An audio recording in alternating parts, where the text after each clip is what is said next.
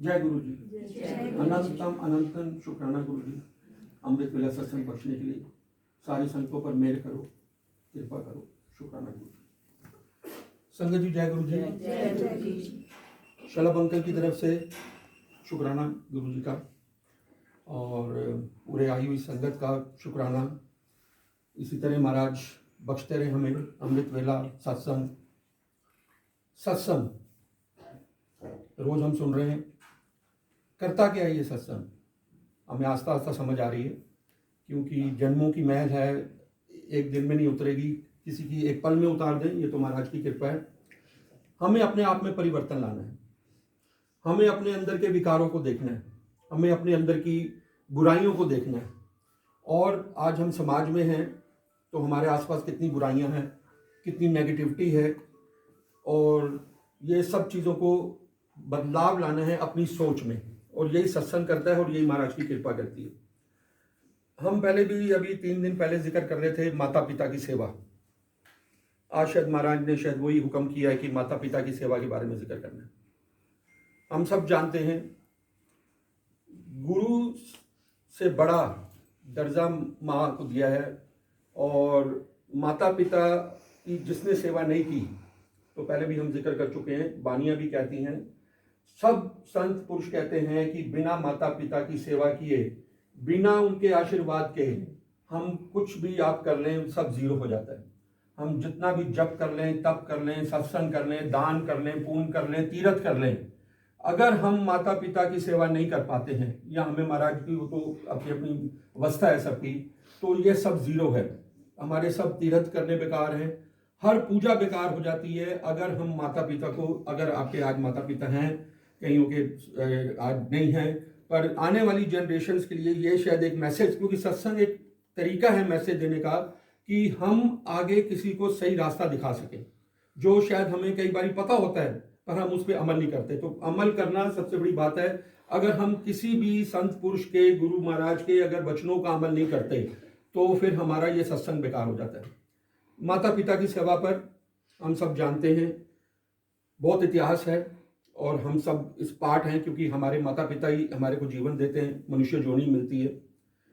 आज 2-3 छोटे से दृष्टांत माता पिता की सेवा के साथ आप लोगों ने बहुत बारी सुने भी होंगे। एक गरीब माँ विधवा है, उनके हस्बैंड की डेथ बहुत छोटी उम्र में जब वो थी हो गई। एक बेटा है उनका, अपना सिलाई करती हैं, घर पे कपड़े धोती हैं, गरीब हैं, पर अपने तन मन धन से पूरा सब कुछ लगाकर एक एम होता है कि मैं अपने बेटे को पढ़ाऊं। एक ही बेटा है, हम हर माँ बाप ये चाहते हैं कि हमारा बेटा अच्छा पढ़ लिख जाए, बड़ा आदमी बने, अच्छा इंसान बने। तो उसकी जर्नी शुरू होती है माँ की, बहुत मेहनत करके वो बच्चे को पढ़ाती है, अपने बेटे को। दिन भर दिन बेटा बड़ा होता जाता है, पर माँ उसकी जो है वो खुद बड़ी बदसूरत है। वो एक आंख से कानी है, उसकी एक आंख नहीं है, एक आंख से वो कानी है। और जो बच्चा जब जैसे जैसे बड़ा होता है तो उसको ये महसूस होता है कि मेरी माँ तो बहुत बदसूरत है। क्योंकि जब वो स्कूल में जाता है, पेरेंट टीचर मीटिंग होती है, तो वो देखता है कि बड़े सुंदर सुंदर माँ बाप आते हैं, और उनकी खैर अवस्था भी अलग होगी।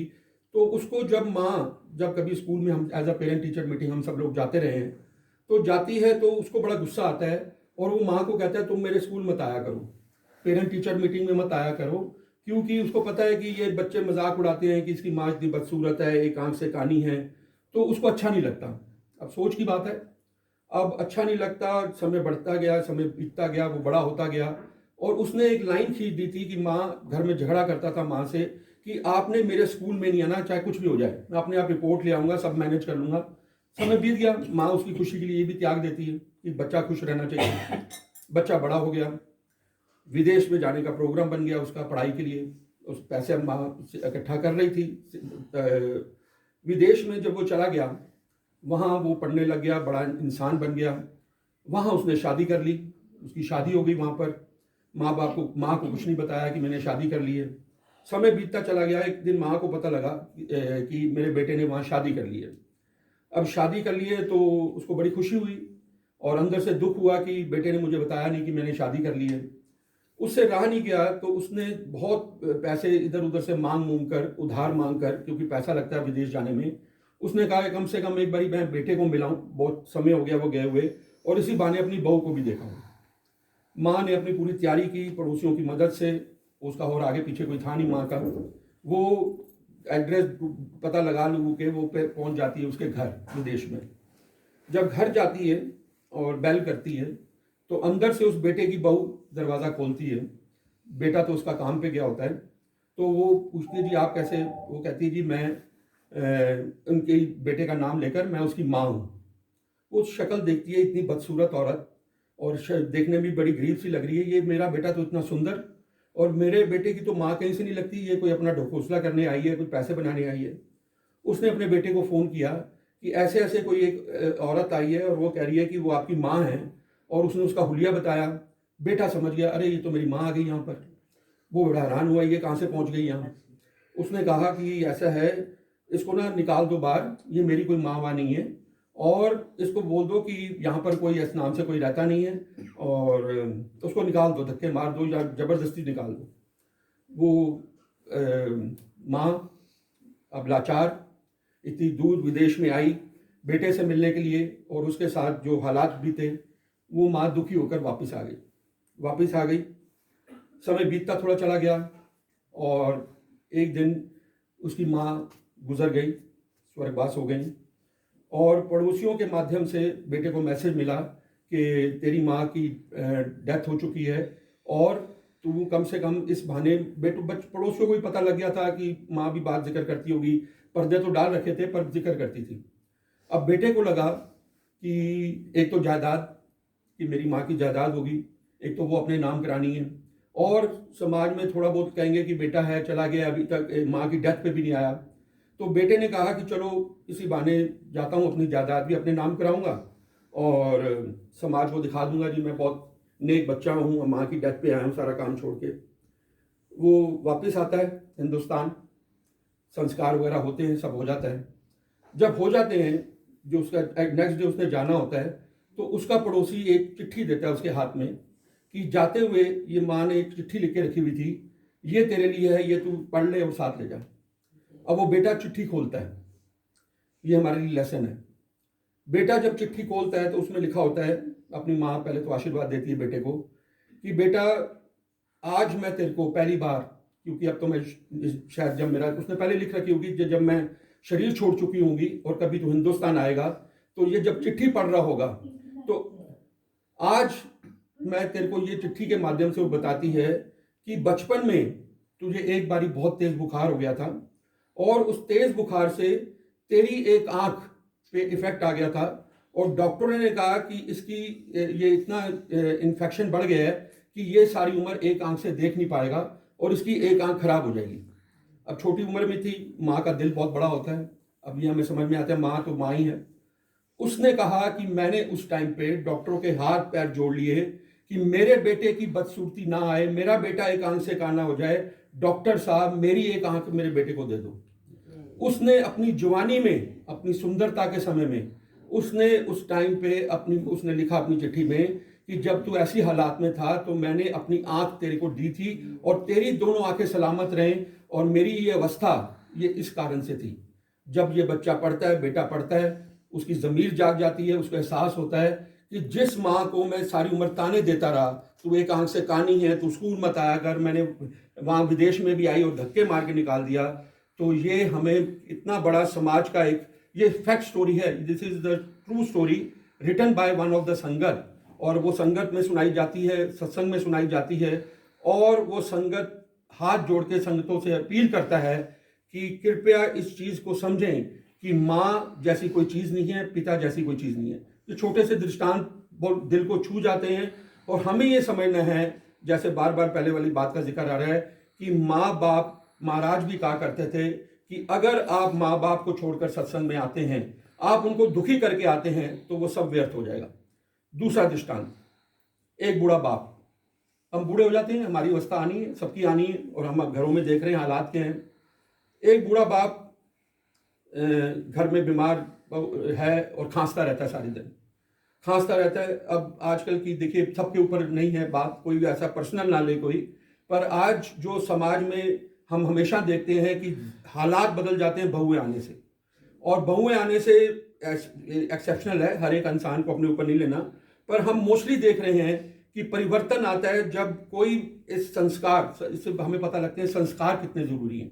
आज अगर हम ये बात कर रहे हैं इस टॉपिक पे सत्संग में, तो समझने की कोशिश कर रहे हैं कि हमें संस्कार चाहिए, और जो हम करेंगे वही हमारे आगे बच्चे करेंगे।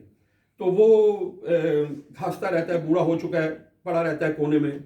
उसकी बहू कहती है, बड़ा दुखी हो गई हूँ मैं तेरे ये बाप से, सारा दिन खांसता रहता है, रात को भी सोने नहीं देता, मैं परेशान हो गई हूँ। अब वही है कि बेटों को समझना चाहिए कि बहू को अपनी जगह रखें और माँ को अपनी जगह रखें।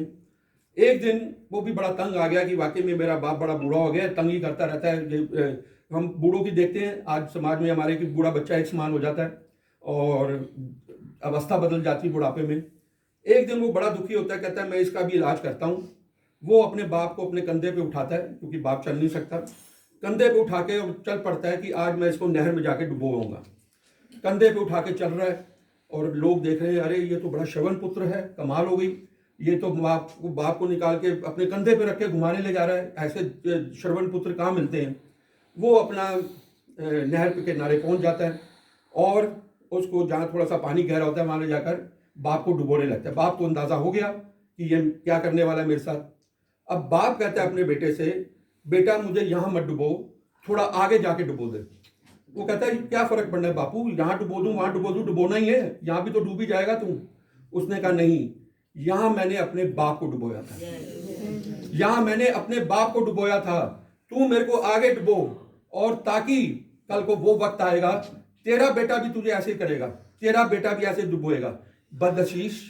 और ये हम इतिहास में देखते हैं, जो हम कर्म करते हैं वो हमारे सामने आते हैं। इस सजा से हम नहीं बच पाएंगे, चाहे किसी भी रिलेटेड कर्म हो, हमारे सामने बहुत बड़ा रूप लेकर आएगा। तो ये छोटे से मैसेज ये हमें समझने चाहिए, इस सत्संग के माध्यम से समझने चाहिए, आज इस वीडियो शूट के माध्यम से जो सुनेंगे संगतें, एहसास होना चाहिए कि माँ के कर्जा, बाप का कर्जा सारी जिंदगी नहीं उतार सकते। राजा अकबर हम जानते हैं, बहुत बड़ा राजा हुआ है। राजा अकबर अपनी माँ की बहुत सेवा करता है। जब राजा नहीं बना था तो माँ की बहुत सेवा करता है, और इतनी सेवा करता है कि एक दिन वो माँ को कहता है, माँ मैंने तेरी इतनी सेवा कर दी, मैंने तेरे को सारी खुशियां दे दी, तेरे को किसी चीज की कमी नहीं है, खाने पीने रहने की, और सेवा भी कर दी, मैंने तेरा कर्जा उतार दिया। माँ कहती है, बेटा तूने जो भी किया बहुत अच्छा है, पर तू माँ का कर्जा नहीं चुका सकता। कहता है अब क्या रहेगी कसर बाकी, मैंने आपका मल मूत्र भी साफ किया जैसे आपने मेरा बचपन में किया, मैंने आपकी पूरी सेवा की, अब इसमें क्या कसर रहेगी जो मेरे को, मैंने तेरा कर्जा नहीं उतारा। माँ कहती है अब सुन बेटा, राजा अकबर की बात आई। माँ कहती है जब तेरी डिलीवरी थी, जिस दिन तुम पैदा होने वाला था, उस टाइम पे राजगुरु ने कहा था, डिलीवरी की डेट आ चुकी थी उस दिन, कि अगर ये बेटा जो पैदा होगा, अगर ये दोपहर के समय हुआ तो ये काफी बड़ा इंसान बनेगा, बहुत इज्जतमान होगी इसकी, और अगर ये शाम को पैदा हुआ तो और इसकी बड़ी ख्याति होगी, अगर ये अमृत वेला में पैदा हुआ तो ये चक्रवर्ती राजा बनेगा। अब माँ को जब ये पता लगा, लास्ट स्टेज प्रेगनेंसी में, माँ कहती है कि मैं उस रात, पूरी रात उल्टा लटक गई। उसने, माँ ने अपने आप को उल्टा टांग दिया कि मेरी डिलीवरी इस ना दोपहर में हो ना शाम में हो, क्या, और ताकि वो डिलीवरी जब अमृत वेला जो राजगुरु ने जो से बताया था उस टाइम पे तू पैदा हो, ताकि मैं चाहती थी तू चक्रवर्ती राजा बने। तो वो माँ जब उल्टी रही, वो कहती वो जो पीड़ा तू समझ सकता है, जब तू मेरी कोख में था और मैं 24 घंटे उल्टी टंगी रही, सिर्फ इस विश्वास से, इस अरदास से कि मेरा बेटा चक्रवर्ती राजा बने, तो तू ये कर्जा कितने जन्म ले ले, तू ये कर्जा कभी नहीं उतार सकता। तो हम सब समझ सकते हैं कि एक माँ क्या कर जाती है, एक बाप क्या कर जाता है, और हमें सबको ये बहुत बड़ा लेसन समझना चाहिए। सबसे पहले पूजा, हम लास्ट टाइम भी बात कर रहे थे, आज माँ बाप को आप रोटी देते हैं, रोटी हम कुत्तों को भी डाल देते हैं, बहुत एहसान नहीं करते, आज उनको आप कपड़ा, पर माँ बाप बार बार हम जिक्र करते हैं, वो आपका थोड़ा सा समय मांगते हैं कि उनके साथ बैठ के उनके दुख सुख फोड़ो।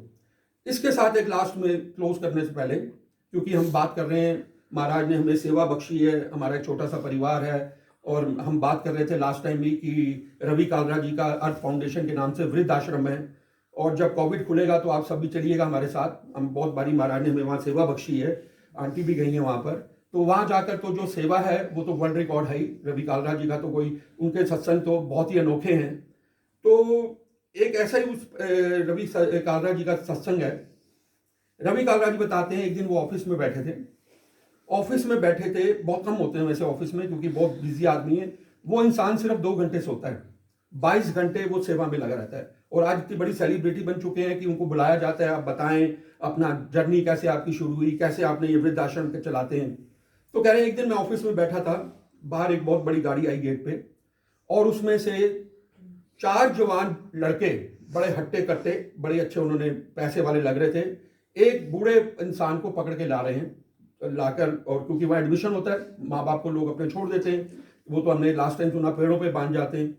तो वो लेके आ रहे हैं 4 लड़के, बड़ी गाड़ी से उतरे और अपने एक बूढ़े इंसान को आके रवि कालरा जी के सामने बैठ गए, बाई चांस बैठे थे रवि कालरा जी, कि ये जी हमारा बाप है और इसकी मेमोरी लॉस हो गई है और ये इसको कुछ याद नहीं रहता, कुछ हम इससे बड़े परेशान हैं, इसको भर्ती कर लो।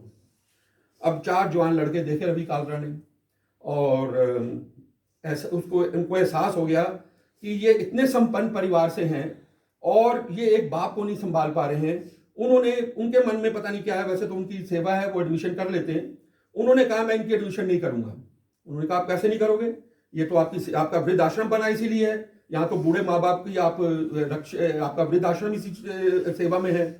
तो उन्होंने कहा मैं सेवा इनको नहीं एडमिट करूंगा, आप इनको ले जाओ, इनका इलाज कराओ, हॉस्पिटलाइज कराओ, सेवा करो, ये शायद ठीक हो जाए, नहीं तो मैं इनकी, देखिए भाना, एक हमें लेसन देने की बात थी। वो रवि कालरा जी उनको मना कर दिया। वो बहुत नाराज होकर चले गए। कालरा साहब से उसको बड़ा बुरा कह गए कि ये सब आप ऐसे नहीं कर रहे, वैसे नहीं कर रहे, अच्छा नहीं किया आपने। उनका जो भी है आप ले जाओ वापस। अगले दिन कालरा साहब बताते हैं उनको फोन आता है उनमें से एक बेटे का, कालरा साहब आपने तो हमारे बाप को भर्ती नहीं किया, एक तो लैंग्वेज देखिए, बाप को भर्ती नहीं किया, पर हमने उसका बहुत बढ़िया इलाज कर दिया। कालरा साहब बड़े खुश हो गए अंदर से कि अच्छा है, उसके सद्बुद्धि जा गई बेटों की, मेरे कहने से कुछ असर हो गया, उनका दिमाग बदल गया, उन्होंने अपने बाप की सेवा शुरू कर दी होगी, अस्पताल में भर्ती करा दिया होगा। बेटा कहता है हमने अपने बाप को लावारिस हरिद्वार की ट्रेन में चढ़ा दिया बिना टिकट के, बिना टिकट के अपने सगे बाप को सुबह वो गए, ट्रेन में चढ़ा दिया कि इसको कोई संभालेगा, पकड़ेगा, उठाएगा, ना उसके पास टिकट है, ना उसकी यादाश्त है। और सके बाप को 4 जवान बेटे जिनके पास पैसे की कमी नहीं है, पैसे की कमी तो एक मजबूरी वो उनको भी नहीं करना चाहिए, लवारिस अपने बाप को बनाकर उन्होंने ट्रेन पे चढ़ा दिया, जिए मरे, कहाँ उसको कोई उतारेगा, कहाँ उसको संभालेगा। तो ये हालात हैं हमारे समाज के। ऐसे तो उनके इतने सत्संग हैं, जब हम उनकी सेवा देखते हैं वहाँ पर हमें भी मौका मिलता है, हम वहाँ पर पेरेंट्स के जो अबंडेंट जिसको हम पेरेंट्स कहते हैं, माँ बाप को छोड़ा हुआ जिन बच्चों ने, वही बात की प्रॉपर्टी के जब तक साइन नहीं होते तब तक तो उनकी जी दूरी करते रहते हैं। जिस दिन ये मसला हल हो गया कि अब हमारे पास प्रॉपर्टी हमारे नाम हो गई, अब इस माँ को या बाप को क्या जरूरत है हमारी, ये उनके लिए बोझ बन जाते हैं। वही बात हम बार बार जिक्र करते हैं। आज हमने भी अपने परिवारों में देखा है कि एक माँ बाप उस टाइम पे 5, 6, 8, 10 तक बच्चे पालते थे। आज एक माँ को या एक बाप को हमारे बच्चे जिनके पास पैसे की कमी नहीं है, ना उनके पास समय है, ना उनके पास वो सबकी बात नहीं हो रही, मैं सबकी बात नहीं कर रहा हूं, पर हमें इन चीजों को सुनकर अपने अंदर, आज अगर हम किसी गलत रास्ते पे हैं, किसी गलत सोच पे हैं, तो प्लीज जागिए। ये सत्संग की ही बड़ाई है, ये महाराज के ही वचन है कि हर संत पुरुष, हर वाणी में माँ बाप का दर्जा बड़ा ऊंचा दिया गया। इनका कर्जा हम नहीं उतार सकते। कोई ये कह नहीं मैंने इनकी ये कर दिया वो कर दिया, पर वो आपने अकबर का सुना या बहुत हम ऐसे सत्संग सुनते हैं, तो हम इनका कर्जा नहीं उतार सकते। पर अगर आपने इनकी सेवा नहीं की तो आपका जन्म लेना व्यर्थ है, आपका जन्म लेना व्यर्थ है। तो ये हमारे माँ बाप ही, देखिए हमने भगवान को, गुरु महाराज को देखा, आज हम इस युग में बड़े ब्लेस्ड हैं कि हमने मार्फत, तब हमने इनको पहचाना नहीं कि ये कौन है, ये शिव है, माँ शिव है, बाद में आज उनको पहचान रहे हैं। पर सबसे पहले हम जब पैदा होते हैं, आंख खुलते हैं, तो अपने माँ बाप को देखते हैं। वो आप अपना बचपन देख लीजिए, कैसे अपनी अवस्थाओं में निकलकर, पैसा नहीं है, कैसे वो मेहनत करते हैं कि मेरा बेटा बड़ा इंसान बन जाए, मेरी बेटी का अच्छी परवरिश हो जाए। तो क्या ये हम उनके बारे में अगर ऐसा नहीं कर पाएंगे तो ये सब जीरो हो जाएगा। तो ये बहुत, आज आप देखिए श्रवण कुमार कोई संत नहीं था। श्रवण कुमार ने कोई तप नहीं किया, श्रवण कुमार ने कोई ऐसा जप नहीं किया, पर उसने सिर्फ माँ बाप की सेवा की और आज श्रवण कुमार को पूरी दुनिया जानती है। ये जरूरी नहीं कि आप जब तक करोगे तभी आपको आपका नाम होगा। माँ बाप की सेवा कर कर श्रवण कुमार इतिहास बन गया कि आज उसकी आप सब उनकी स्टोरी श्रवण कुमार की जानते हैं। तो कहने का सिर्फ भाव ये है, आज का सत्संग का मेन जो महाराज ने, ये उनकी मर्जी होती है। और यकीन मानिएगा, मैं जब घर से चला था, आज मन में कुछ और सोच रहा था कि महाराज ये शायद महाराज बुलवा दीजिएगा, पर बैठे बैठे पता नहीं महाराज ने क्या डाला कि आज शायद ये टॉपिक महाराज ने शुरू करवा दिया। और ये आपकी भी ड्यूटी है, अपने आप को तो बदले ही। अगर समाज में कोई ऐसा है तो उनको भी ये चीजें सुनाया करिए। बात ये वही बात आती है, इन चीजों पे हमें विचार करना है। आपने आप अपना ये सत्संग अपना हमें आईना दिखाता है रोज कि हम कहाँ खड़े हैं। शायद हमारे से भी कहीं ना कहीं कोई गलती ना हो रही हो, तो अगर हो रही है तो ये सत्संग के माध्यम से अगर 1% भी बदलाव हो जाएगा तो मेरा सत्संग यहाँ पे करना सफल हो जाएगा। और शायद ये मैसेज कईयों को आज जगा दे कि इस चीज की कदर करें। तो महाराज बहुत बहुत शुक्राना है और मेहर करें। और जब आप चलेंगे, मैं जैसे वो बात बता रहा हूँ, आप जब देखेंगे तब आपको पता लगेगा कि कितने ब्लेस्ड हैं, कितने। मैं एक बारी वहाँ था, क्योंकि बहुत बारी जाने का मौका मिलता है कि लास्ट में सुना दूँ। एक सूटेड बूटेड लड़का 24-25 साल का होगा, उसके साथ एक लड़की, दोनों ने एक अच्छी यूनिफॉर्म पहनी है जैसे कंपनी में यूनिफॉर्म पहनते हैं, और दोनों वहाँ पर घूम रहे थे। मैंने देखा उनके साथ सारे जो पेरेंट्स हैं, जो वहाँ पे इनमेट्स हैं, बड़ी बातें हो रही हैं। तो मैंने अब जो वहाँ पर कोऑर्डिनेटर्स होते हैं सेवा में, तो मैंने उनसे पूछा, जो हमारी कोऑर्डिनेटर है वहाँ पर, मैंने कहा आंटी ये बच्चे यहाँ क्या कर रहे हैं? उन्होंने कहा अंकल ये महीने में एक बार यहाँ आती, देखिए लेसन, ये एक बार यहाँ पर आते हैं महीने में। ये कहीं जॉब करते हैं बड़ी अच्छी कंपनी में। एक दिन ये दोनों बच्चे आते हैं, पूरा दिन यहाँ पर बिताते हैं, उनके लिए उनकी लिस्ट बनवाते हैं। कोई पेरेंट कहता है मेरे लिए ये ले आना, मेरे लिए टॉफी ले आना, मेरे लिए ये ले आना। वो क्योंकि बूढ़ा बच्चा एक समान, वो कहते हैं ये आके उनकी सेवा करते हैं, उनसे बात करते हैं। और मैं सुन के हैरान हो गया, आप भी हैरान हो जाएंगे। इनके आके नेल्स काटते हैं, अपने हाथों से इनके नेल्स काटते हैं। हमने शायद अपने माँ बाप के कभी नेल्स ना काटे हो, उनका कोई रिश्ता नहीं है उनसे, पर उनको महाराज ने इतनी भावना, इतनी बख्शिश दी कि वो दो बच्चे पढ़े लिखे जवानी की उम्र में वो आते हैं, उनके नेल्स काटते हैं, उनकी हेयर कटिंग करते हैं, उनके शैम्पू करते हैं, और उनके साथ ऐसे घुल मिल जाते हैं, उनकी बातें सुनते हैं, उनके दुख दर्द सुनते हैं, और उनकी एक लंबी लिस्ट तैयार होती है। और जो जो वहाँ पर माँ बाप उनको, जो मेट्स हैं, बताते हैं कि मेरे लिए ये ले आना, मेरे लिए ये, तो बच्चों की तरह, वो बच्चों की तरह ही है बिल्कुल, और उनकी तो आदतों की सेंसेस नहीं है। पर मैं देख के हैरान हो गया। मैंने कहा हम तो सेवा किसी, हम तो कोई इनके आगे हमारी जीरो है। पैसा देना तो हर एक इंसान के बस में है, पर अपने महीने में एक दिन वो जहाँ पे डेडिकेट करते हैं, जिनका कोई रिश्ता नहीं है, हमें एक सबक मिलता है कि ये ही हमारे लिए बहुत ज़रूरी है। ये छोटे छोटे जब हम समाज में ये चीज़ें देखते हैं तो ये हमारे ऊपर भी प्रभाव डालती हैं, और सबके ऊपर ही भी होना चाहिए। समय दीजिए, समय बहुत इंपॉर्टेंट है। तो महाराज शुक्राना आपका, जो आपका हुक्म होता है वो आप बुलवा देते हो, पर सद्बुद्धि भी दीजिएगा, क्योंकि आपकी सद्बुद्धि के बिना हम कुछ नहीं कर सकते। जय